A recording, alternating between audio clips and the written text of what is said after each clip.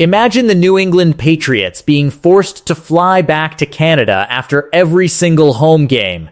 Imagine the NFL only allowing them into Gillette Stadium 24 hours before kickoff and requiring them to leave the country the same night the game ends. Imagine the press conferences. Imagine the lawsuits. Imagine the NFL Players Association tearing the entire league apart in public over it. Now stop imagining, because that exact scenario is unfolding right now at the 2026 FIFA World Cup. And the team it's happening to has called themselves, in their own words, the most oppressed team in this tournament. This is FIFA's 24-hour rule, the most unfair treatment of a World Cup team in modern history. And we're going to break down exactly what's happening and why every American sports fan should be paying attention. Here's what FIFA has done. The Iranian national football team, one of the 48 teams that qualified for this World Cup, is operating under a set of rules that no other team in the tournament is operating under. The team is required to enter the United States no earlier than 24 hours before kickoff. 24 hours. They must depart the same day their match concludes. They cannot stay. They cannot train on local pitches. They cannot adjust to the climate. They cannot prepare the way every other team at this tournament is preparing. So what did the Iranian Federation do? They made an impossible decision. They moved their entire World Cup camp, every coach, every player, every staff member to Mexico. They live in Mexico. They train in Mexico. And before every single match, they cross the international border into the United States, play 90 minutes of football, and head back across that same border the moment the match ends.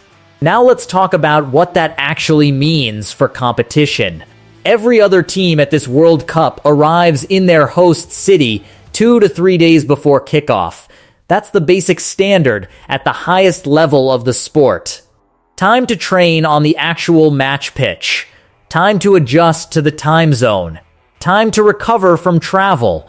Time to prepare physically and mentally for one of the biggest games of their careers.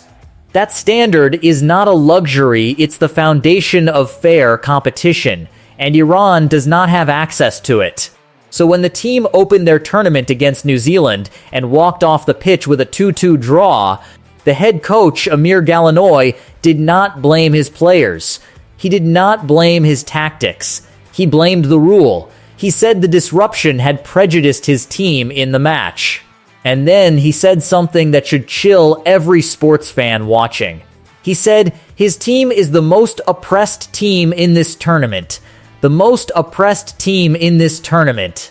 Read that sentence again. Imagine Bill Belichick saying that about the Patriots. Imagine Andy Reid saying that about the Chiefs.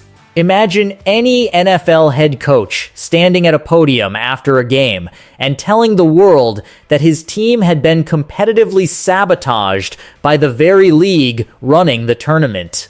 The American sports media would lose its mind. There would be daily headlines for a month. There would be congressional attention. There would be lawsuits filed. There would be sponsorships pulled. But this happened at a FIFA World Cup just days ago, and outside of one viral coach's quote, the football world has barely moved. Here's why this should matter to every single American sports fan watching this video right now. The NFL has rules about this. Same hotel standards for visiting teams, same field preparation, same equipment access, same arrival windows. The NBA has rules about this. Baseball has rules about this. Hockey has rules about this. Every American sports league has built its entire competitive model around one foundational idea that the result of a game should be determined by what happens on the field of play, not by what happens at airports, not by what happens at borders, not by what happens at hotel check-ins 3 hours before kickoff. FIFA promised the same thing when they took the hosting rights for this tournament. They promised equal conditions for participating teams. That phrase, equal conditions for participating teams, is now central to a formal complaint that has been filed directly against FIFA, and as of right now, FIFA has not responded. And here's where this story gets even worse, because Iran's situation is not happening in isolation. This is part of a pattern that has been unfolding since the tournament began.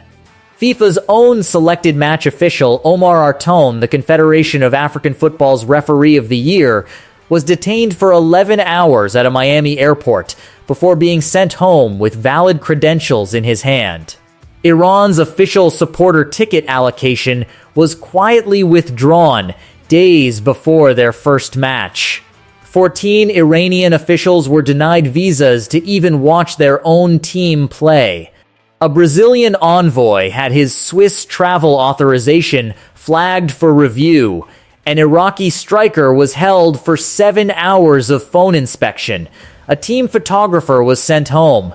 And when the FIFA president has been asked about any of it, about a Somali referee, about a federation complaint, about a Brazilian envoy, his response has been a phrase that is now becoming infamous. Chill and relax. That's it. That's the official response from the organization running the most important tournament in world football. Chill and relax. Now I want you to do one final thing. Imagine Roger Goodell saying chill and relax to the Buffalo Bills after they were forced to play a road game in Toronto and then bus immediately back across the Canadian border that same night. Imagine Adam Silver saying chill and relax to the Miami Heat after they were detained at customs for 11 hours before a playoff game.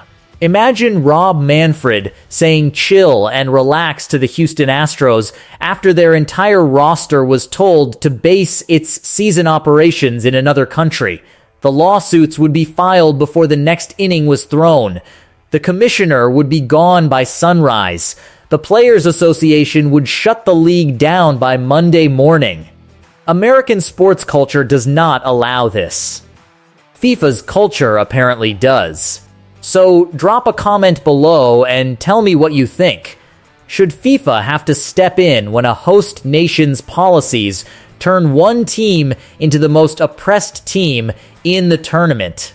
Or is what happens to qualifying teams at this World Cup simply outside football's responsibility, even when it's the very organization running the entire competition that owes those teams an equal shot? And here's the bigger question. If this exact 24-hour rule had been applied to the United States men's national team in another host country, would FIFA have found a solution within 24 hours? Or has FIFA quietly decided that fair competition is a phrase that only applies when it's convenient? Hit that like button if you found this breakdown valuable, smash subscribe for more deep dives into the business of sports, and I'll see you in the next one.